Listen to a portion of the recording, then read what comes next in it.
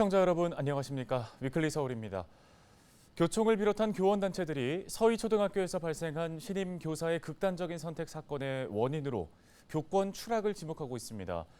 서울시 교육청과 교직 3단체가 교권 회복을 주제로 긴급 기자회견까지 열었는데요. 이들은 교사를 보호할 수 있는 법적 근거 마련을 강력하게 요구했습니다. 양진호 기자가 취재했습니다. 신임 교사의 극단적 선택 원인은 교권 추락이다. 교원단체와 서울시 교육청의 입장은 확고했습니다. 이들의 요구사항은 교권을 보호할 수 있는 강력한 법적 근거 마련입니다. 현장의 교원들은 정당한 교육활동의 범위가 명확하게 제시되지 않은 상태에서 자의적으로 이를 판단하고 있기에 무분별한 아동학대 신고 등 악성 민원으로부터 자유로울 수가 없습니다.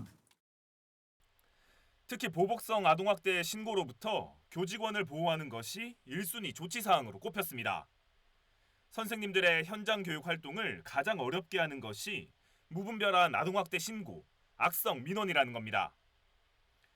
이어 교육활동 침해 가해자와 교원의 분리는 물론 학부모에 대한 제재 조치까지 관련법에 명시할 것을 요구했습니다.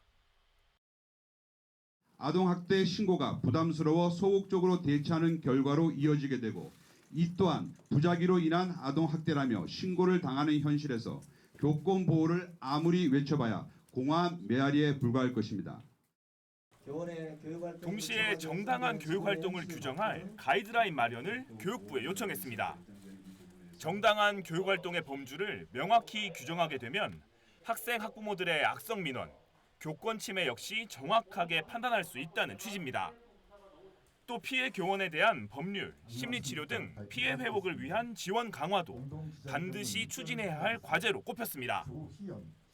막상 심각한 교육활동 침해를 당하더라도 추후 송사 등에 휘말리는 것이 부담스러워 제대로 신고조차 하지 못하고 결국 더 큰 참사로 이어지는 악순환이 반복되고 있는 것입니다. 지난해 서울시의회가 거부한 교육활동 보호 조례안도 다시 수면 위로 떠올랐습니다. 특히 서울시 교육청과 교원 3단체는 해당 조례안이 감정을 주체하지 못한 학부모가 학교에 난입하듯 찾아오는 것을 차단할 수 있어 반드시 필요하다는 입장입니다. 학교 방문자의 학교 출입 시 법적, 제도적 절차를 강화하는 조항을 담고 있습니다. 따라서 해당 조례의 조속한 통과가 필요하며 시행에 대한 구체적 방안에 대해서는 교직 3단체와 서울시 교육청이 추가로 수기하여 마련할 것입니다. 이런 가운데 교육부도 교원지휘법 등 관련 법률 개정 추진을 약속했습니다. 동시에 이를 근거로 학생인권조례 수정 의지를 내비쳤습니다. 서울시 교육감이 거부권을 행사한 학생인권조례안 폐지 문제를 상위법 개정으로 돌파하겠다는 생각입니다. BTV 뉴스 양진호입니다. 얼마 전 정부와 서울시가 반지하 주민들이 지상층으로 올라올 수 있도록 돕기 위해 금융 지원을 확대했습니다. 월세와 보증금 중 하나만 지원하던 것을 두 가지 모두 지원받을 수 있도록 했는데요. 하지만 일부 반지하 주민들에게는 지상 이주는 여전히 그림의 떡이라고 합니다. 어떤 이유 때문인지 김호 기자가 알아봤습니다. 반지하 주택 주민이 지상으로 이주할 경우 최대 5천만 원의 보증금을 무이자로 지원받을 수 있습니다. 지원 대상은 3개월 이상 반지하에서 거주한 주민이면 누구나 가능합니다. 반지하에서 살고 3개월 이상 사셨다는 확인서를 받고 이제 올라가실 집을 계약을 하고 이제 계약을 하면 이제 계약금을 내잖아요. 보증금은 우리와 국민, NH농협과 신한, 하나 등 시중 5개 은행에서 전세자금 대출처럼 지원받을 수 있습니다. 하지만 보증금 지원을 받기 위해서는 임대차 계약서를 제출해야 되는데 경제적 상황이 좋지 않은 일부 반지하 주민들에게는 쉽지 않은 상황입니다. 임대차 계약서를 작성하기 위해서는 집주인에게 먼저 보증금의 5에서 10%의 계약금을 지급해야 합니다. 그런 뒤 작성된 계약서를 은행에 제출해야 보증금 대출을 받을 수 있습니다. 보증금이 5천만 원이라고 가정하면 250만 원에서 500만 원 가량이 있어야 임대차 계약을 체결할 수 있는 겁니다. 나이도 먹고 아무것도 안 하니까 수입은 국민연금 조금 받고 노령연금 그거 가지고 생활하고도 혼자 사는데 없는 사람도 그것도 없지 또. 계약금 없어서 못 가시는 그런 사람도 있다니까. 많아 그런 사람들. 그 계약금 같은 거 없어가고 못 가고 저기 하는 사람들, 곤란받고 사는 사람들이 있지. 서울시는 이 같은 극빈층 주민이 반지하에서 지상으로 이주를 원할 경우 공공임대주택 입주를 신청할 것을 권합니다. 그 정도의 취약 가구시면 공공임대주택으로 들어갈 수가 있거든요. LH 또는 SH 임대주택으로. 근데 여기로 가실 때는 저희가 보증금을 전액 다 그냥 지원해 드리는 거죠. 뭐 계약금 이런 것도 없이. 하지만 공공임대주택 입주는 순서를 기다려야 해 당장 이주가 쉽지 않습니다. 또 지역도 현재 거주하는 곳이 아닌 다른 곳으로 배정받을 수 있어 어르신들이 많은 반지하 특성상 결정이 쉽지 않은 상황입니다. 침수 피해를 막고 거주 환경을 개선하기 위해 추진되고 있는 반지하 주민의 지상층 이주. 지원을 받지 못하는 사각지대 주민까지 혜택받을 수 있는 핀셋 정책이 필요해 보입니다. 헬로티비 뉴스 김호입니다. 현직 양천구 의원의 아들이 양천구 시설관리공단 7급 관리직으로 채용됐다는 사실을 헬로티비 뉴스를 통해 보도한 바 있습니다. 보도 이후에 파장이 커지고 있는데요. 더불어민주당 의원들은 특혜 채용 의혹을 제기하며 진상규명을 촉구했습니다. 보도 이후에 지역사회에서 해당 의원에 대한 여러 억측이 돌고 있어 저희 헬로티비 뉴스는 해당 의원의 이름을 공개하기로 결정했습니다. 심다혜 기자가 전해드립니다. 자녀 특혜 채용 의혹 논란의 중심에 있는 현직 의원은 최혜숙 양천구 의원입니다. 신월 6동과 신정 3동을 지역구로 두고 있는 9대 양천구의회 의원입니다. 지난 7대 양천구의회에서는 비례대표로 의원직을 맡았는데 행정재경위원장이 현재 양천구 시설관리공단의 이사장인 박태문 당시 의원이었습니다. 이후 박태문 이사장과 최혜숙 의원은 지난해 지방선거를 앞두고 이기재 양천구청장 후보의 선거를 도왔다는 게 더불어민주당 의원들의 주장입니다. 민주당 의원들은 이 때문에 유착관계로 인한 특혜 채용이 있었는지 조사하겠다며 시설관리공단에 지원자 전원의 지원서와 심사 결과서를 요청했습니다. 일반적으로 어느 의원의 아들이 채용됐다라고 한다면 당연히 그런 의심을 품을 만은 하죠. 그래서 핵심적 의혹은 쉽게 말해서 부모님 찬스, 엄마 찬스가 있었는지를 밝히는 것일 수도 있고요.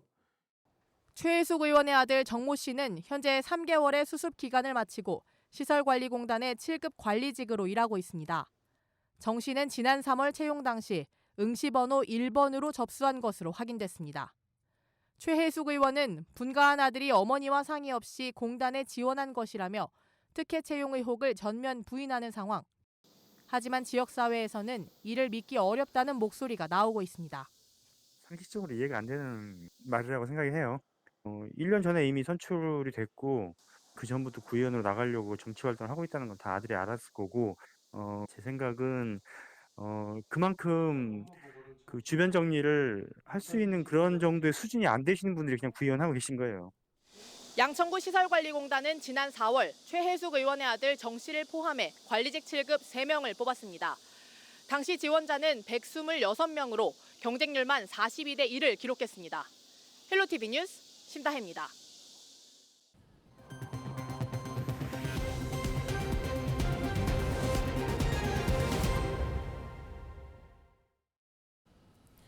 다음 소식입니다. 쪽방촌이란 기존 방을 여러 개로 쪼갠 월세 개념의 주택가 밀집 지역으로 대표적인 빈민가입니다.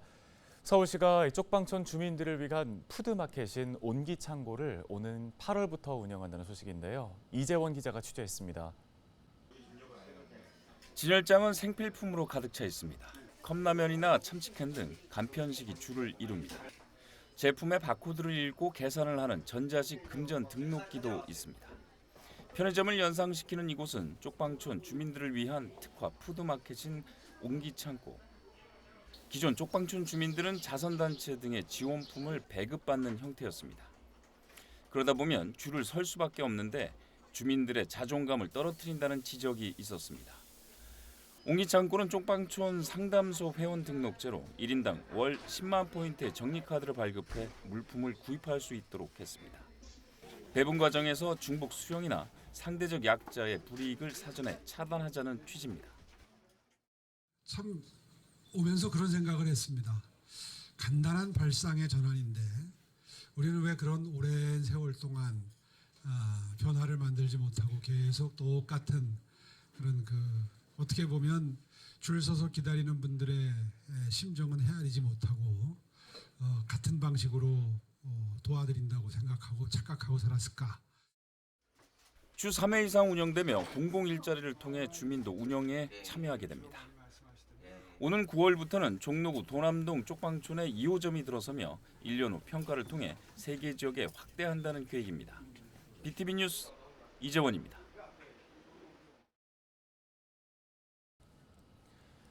서울시가 대규모 개발을 추진 중인 서울혁신파크를 공공의 공간으로 지키기 위한 시민 모임이 출범했습니다. 이 시민 모임은 은평 지역 주민과 시민단체 등으로 구성됐는데요.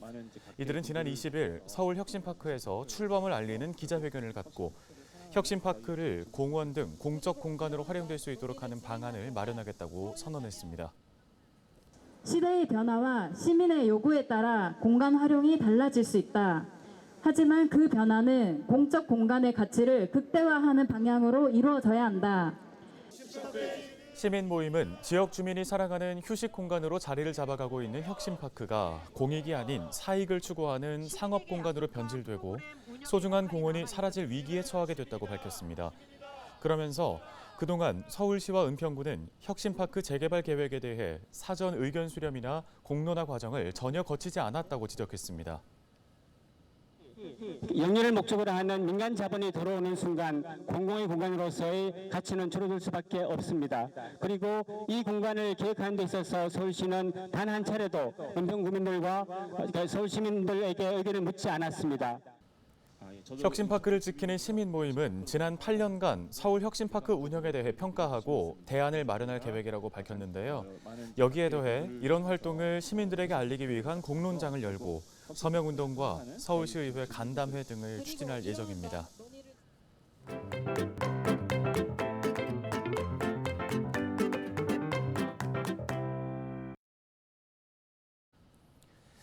무더위가 기승을 부리는 7월 말부터는 본격적인 여름 휴가철이 시작됩니다. 이 기간 더위를 피하기 위해서 해수욕장을 찾을 계획 세우신 분들 많으시죠? 해수욕장에서 물놀이를 할 때 주의해야 할 점들을 기자가 직접 체험을 해보며 알아봤습니다. 기자가 간다, 김한식 기자입니다. 지금은 비가 오락가락하고 있지만 장마가 끝나고 무더위가 기승을 부리면 본격적인 휴가가 시작됩니다. 무더위를 피해 바다나 계곡을 찾는 분들이 많으신데요. 오늘은 해수욕장에서 조심해야 할 것들을 119 수상구조대원들과 함께 알아보겠습니다. 해운대 바다가 한눈에 내려다 보이는 곳. 119 수상구조대원들이 해수욕장 상황을 살피고 있습니다. 매년 여름철 이곳 해운대 해수욕장에는 119 수상구조대원들이 24시간 대기하고 있습니다. 물놀이 중 사고는 순식간에 발생하는 만큼 단 1초도 긴장을 늦출 수 없습니다. 연유 때문에 밀려나는 사람이 있거나 아니면 물에 빠져서 호적거리는 상황이 발생하는 거를 일단 1차적으로 여기서 확인을 하고요. 무전을 통해서 이제 구조 사항을. 지난 2018년부터 최근 5년간 발생한 순환 사고는 전체 5만여 건이 넘는 것으로 집계됐습니다. 이 가운데 6월부터 8월까지 3개월간 발생한 순환 사고는 2만 3천여 건으로 전체의 절반 가까운 45.27%를 차지했습니다. 더위를 식히는 데는 물에 들어가는 게 제격입니다. 살랑이는 파도에 몸을 맡기고 물장난을 치다 보면 어느새 더위를 잊을 수가 있는데요. 하지만 물놀이를 할 때 꼭 챙겨야 할 게 있습니다. 바로 안전입니다. 물에 들어가기 전 충분히 몸을 풀어주는 건 기본. 또 심장마비를 예방하기 위해 몸을 물에 적셔야 하는데 심장에서 먼 손과 발부터 시작해야 합니다. 자신의 수영력을 가시하기 위해서 깊은 곳으로 간다든지 위험한 행동은 하지 마시고 갑자기 몸이 차가워지고 한기가 들면 즉시 밖으로 나오셔서 물에 빠진 사람을 발견하면 먼저 119에 구조를 요청해야 합니다. 그리고 주변에 물건들이 있다면 익수자에게 도움을 줄 수도 있습니다. 물에 빠지면 지푸라기라도 잡는다는 말이 있는 것처럼 물에 빠진 사람은 무엇이든 강하게 움켜쥐려고 합니다. 이 때문에 물에 빠진 사람을 직접 구조하려다 같이 물에 빠지는 2차 사고로 이어질 수 있는 만큼 빨리 119에 도움을 요청하는 게 좋습니다. 익수자를 발견했을 때는 무턱대고 들어가지 마시고 가까운 구조대원에게 반드시 구조 요청을 먼저 하시고 가능하다면 주위에 있는 구명한이나 로프를 이용해서 그리고 물에 빠진 사람이 의식이 없을 경우 가장 먼저 해야 하는 것 바로 심폐소생술입니다. 바다에서 물놀이를 할 때 조심할 건 또 있습니다. 해마다 해수욕장에 나타나는 불청객이 있습니다. 바로 해파리인데요. 강한 독성을 가지고 있어 쏘였을 경우 곧바로 응급처치를 받아야 합니다. 해파리에 쏘이면 화상을 입은 듯 상처가 생깁니다. 심할 경우 호흡곤란이 생기고 심장박동이 느려져 사망까지 이를 수 있습니다. 혹시나 수돗물이나 알코올 같은 걸로 소독을 하다가 포자가 터져서 더 독이 퍼지는 경우도 있으니까 반드시 가까운 응급처치소를 찾으셔가지고 생리식염수로 소독을 하시는 게. 더위를 피해 많은 인파가 몰리는 해수욕장에는 시민들의 든든한 안전지킴이 119 수상구조대원들이 있습니다. 하지만 무엇보다 중요한 건 안전을 스스로 지켜야 한다는 겁니다. 재미를 위해서 나와 주변 사람들을 위험에 빠뜨리는 행동은 절대 금물입니다. 지금까지 해운대 해수욕장에서 기자가 간다 김한식입니다.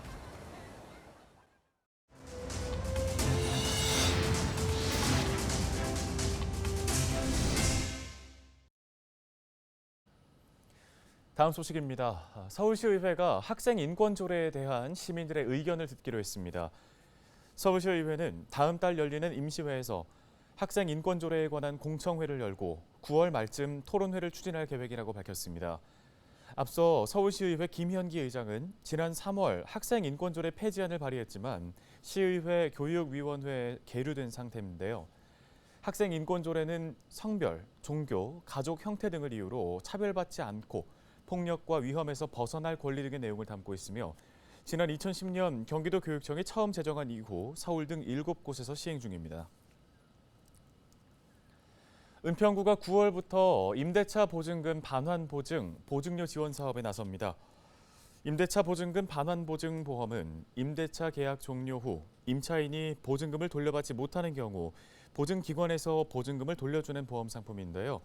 주택도시보증공사, 서울보증보험, 한국주택금융공사 등을 통해 가입할 수 있습니다. 오늘 저희가 준비한 소식 여기까지입니다. 함께해 주신 여러분 고맙습니다.